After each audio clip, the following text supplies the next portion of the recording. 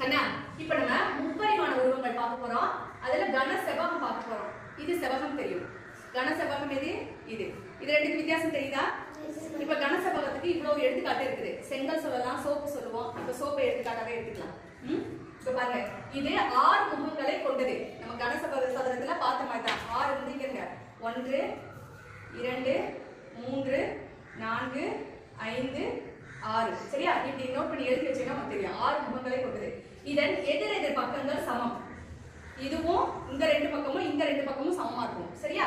இது 8 முனைகளையும் அதேதான் 1 2 3 4 5 6 7 8 முனைகளையும் 12 விளிம்புகளையும் 1 2 3 4 5 6 7 8 9 10 11 12 விளிம்புகளையும் கொண்டது. நம்ம மார்க் பண்ணி பார்த்தோம்னா கரெக்டா தெரியும். சரியா?